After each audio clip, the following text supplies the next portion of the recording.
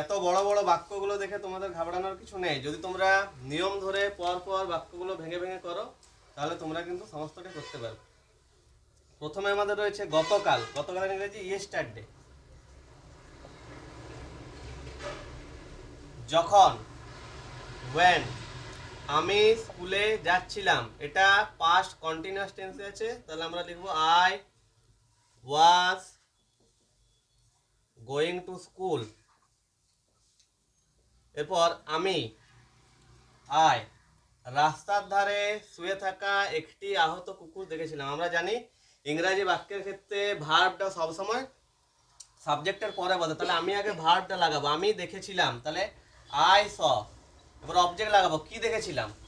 একটি আহত কুকুর, তাহলে এ আহত ইংরেজি হচ্ছে wounded, WOUNDED, a wounded dog. এরপর কিরকম অবস্থায় দেখেছিলাম? রাস্তার ধারে শুয়ে থাকা, তাহলে লাইং। কুকুরটার অবস্থাটা বোঝাচ্ছে, তাই এখানে লাইংটা আমাকে কুকুরটার পাশেই লিখতে হবে। লাইং কোথায়? রাস্তার ধারে, বাই দা রোড। ঠিক আছে, এটা সবার হয়েছে?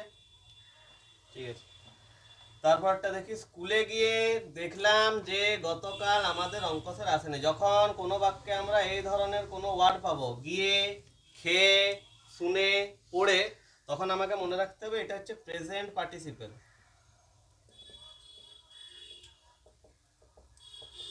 এবং সেটা সবসময় V1 প্লাস ING হবে এবং সাধারণত বাক্যের শুরুতে বসবে। তাহলে স্কুলে গিয়ে দেখলাম, গিয়ে যাওয়া হচ্ছে গো, তাহলে গিয়েটা হয়ে যাবে গোয়িং, তাহলে গোয়িং টু স্কুল হলো। স্কুলে গিয়েটা হয়ে গেল। দেখলাম যে, দেখলাম বলতে এখানে আমি দেখলাম, তাহলে going to school I saw. কি দেখলাম? যে দ্যাট গতকাল আমাদের অঙ্ক স্যার আসেননি, তাহলে গতকালের ইংরেজি ইয়েস্টারডে। আমাদের অঙ্ক স্যার, সাবজেক্ট আওয়ার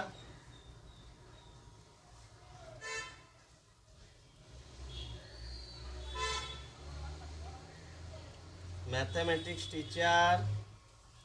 এখানে একটা জিনিস বলি, যেহেতু অঙ্ক স্যার আগের থেকে আসেননি, এই বাক্যটা পাস্টেরও পাস্ট, অর্থাৎ দুটো বাক্য আছে এখানে পাস্টের।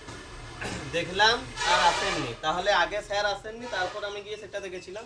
তাহলে এই বাক্যটাকে আমাকে পাস্ট পারফেক্টে করতে হবে। That yesterday our mathematics teacher had not কাম।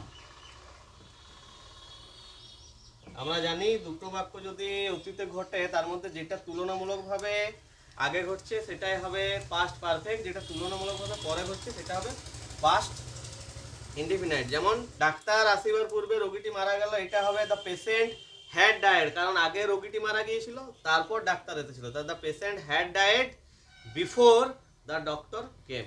বোঝা গেছে? ঠিক আছে, তারপরটা দেখি। প্রতিদিন পায়রাগুলি আমাদের ছাদে চাল খেতে আসে, তাহলে প্রতিদিন, তাহলে এভরিডেটা আগেই লিখে দিলাম।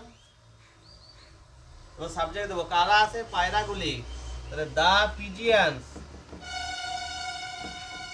এরপর আসে ভার্ব, কারণ সাবজেক্টের পর ভার্ব হয় ইংলিশে, everyday the pigeon subject come verb. কোথায় আসে? আমাদের ছাদে। টু আওয়ার রুফ, এটা চাইলে অনও করা যাবে, অন আওয়ার রুফ। এরপর কি করতে? চাল খেতে। To eat rice. আচ্ছা, এখানে একটা জিনিস বলে রাখি, এই যে খেতে, যেতে, করতে, পড়তে, শুতে, এই ধরনের যে ওয়ার্ডগুলো যেটাতে বাংলা অর্থের সাথে তে বা ইতে প্রত্যয় যোগ হচ্ছে, সেগুলো হচ্ছে অ্যাকচুয়ালি ইনফিনিটিভ। এগুলো হচ্ছে ইনফিনিটিভ।